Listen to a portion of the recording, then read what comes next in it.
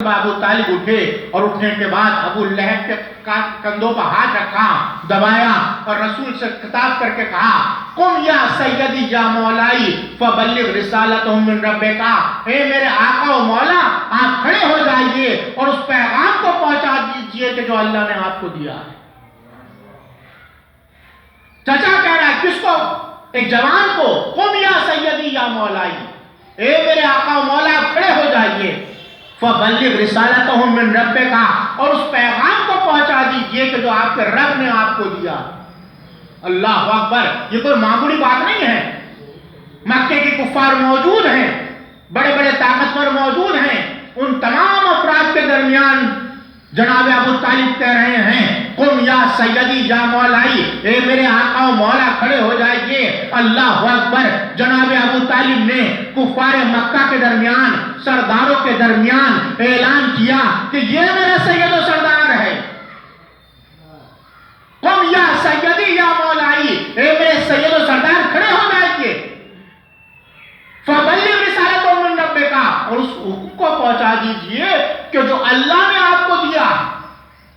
اب اس سے بڑھ کر اظہار ایمان کیا ہو سکتا ہے؟ ابو طالب نے کیا کہا کہ اس پیغام کو پہنچا دیجئے جو اللہ نے آپ کو دیا۔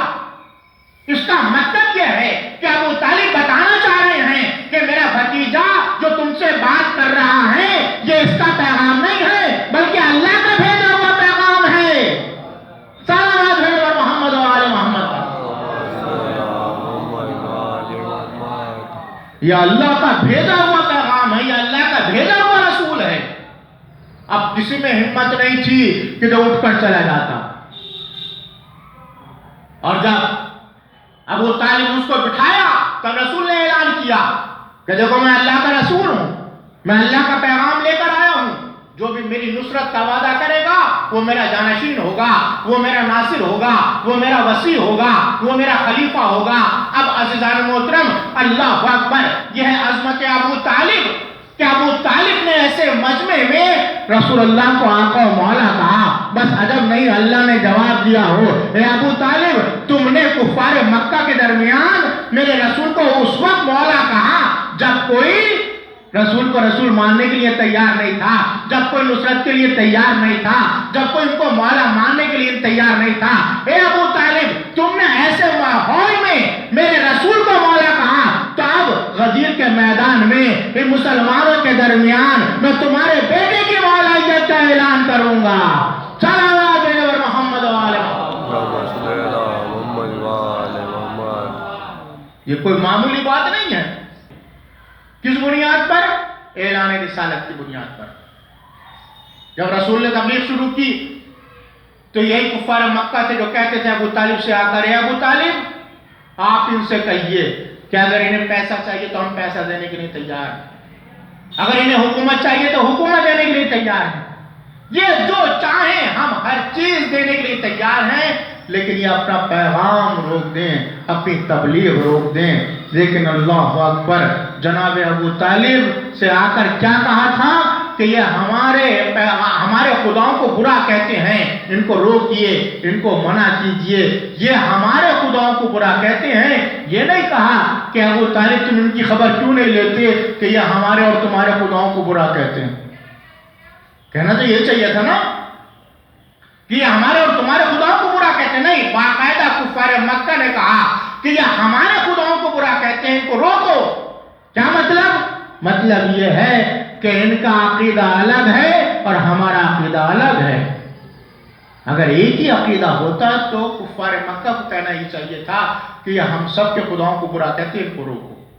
لیکن اللہ اکبر، یہ نصرت تھی جناب ابو طالب کی کہ پورے مکے سے دشمنی مول لی ہے صرف رسول اللہ کے پیغام کے خاطر۔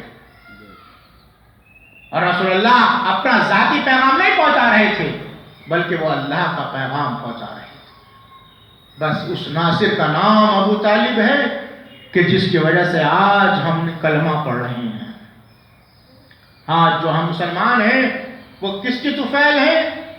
وہ ابو طالب کی وجہ سے ہیں کہ اگر ابو طالب اس وقت رسول کی مدد نہ کرتے تو کفار مکہ پیغام اسلام کو ختم کر دیتے۔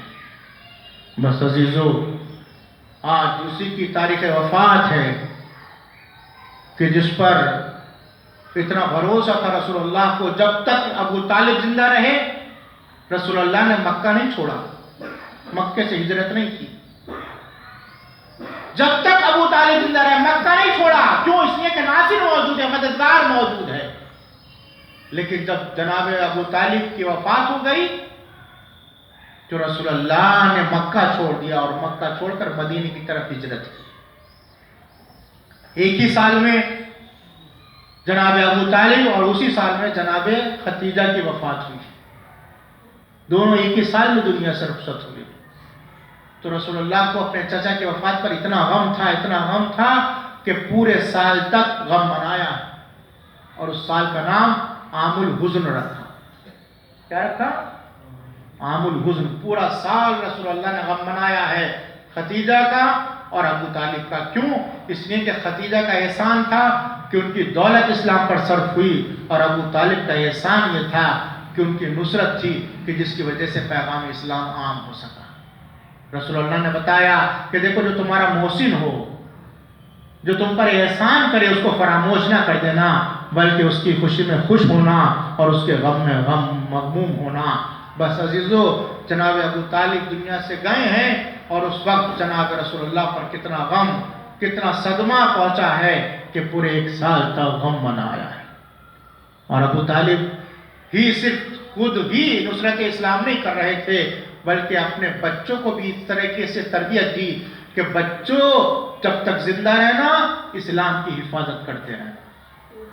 بستر رسول پر رسول کو ہٹایا، اپنے بچوں کو لٹایا. کبھی جعفر کو لٹایا، کبھی عقیل کو لٹایا، کبھی طالب کو لٹایا، کبھی علی کو لٹایا. کیوں؟ اس لیے کہ اگر حملہ کرنے والا کوئی حملہ کرے تو میرا بیٹا قتل ہو جائے، محمد مصطفیٰ بچ جائے. کر سکتا کوئی ایسا باپ؟ چار بیٹوں کو بستر رسالت پر لٹا رہے تھے.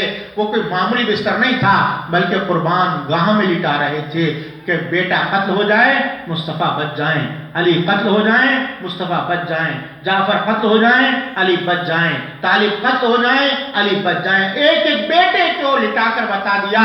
یہ ٹریننگ دے رہے تھے بچوں کو کہ دیکھو جب بھی اسلام پر وقت آ جائے کبھی اپنی جان کو عزیز نہ سمجھنا بلکہ اپنی جان کو اللہ کی راہ میں قربان کر دینا. یہی وجہ ہے کہ اولاد ابو طالب نے کس طریقے سے قربانیاں پیش کی. کربلا کہ جس کے لیے سب کا فیصلہ ہے کہ کربلا کی وجہ سے اسلام بچا. تو کربلا میں رسول کے نواسے ہیں، وہیں ابو طالب کے کون ہیں؟ پوتے ہیں. اگر اسلام بچا ہے رسول کے نواسے کی وجہ سے تو اسلام بچا ہے ابو طالب کے پوتے یعنی حسین ابن علی کی وجہ سے. کربلا میں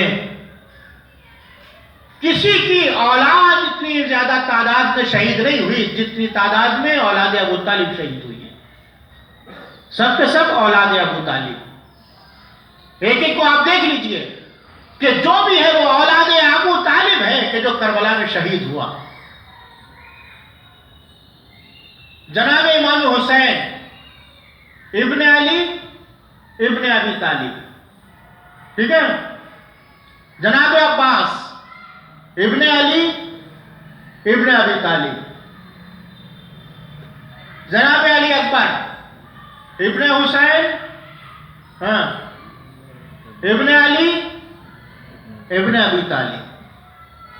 جناب قاسم ابن حسن ابن علی ابن ابی طالب. اور محمد ابن عبداللہ ابن جعفر طیار ابن ابی طالب. کربلا میں کس کا گھر اجڑا؟ کربلا میں کون اجڑا؟ کربلا میں کس کی اولاد شہید ہوئی؟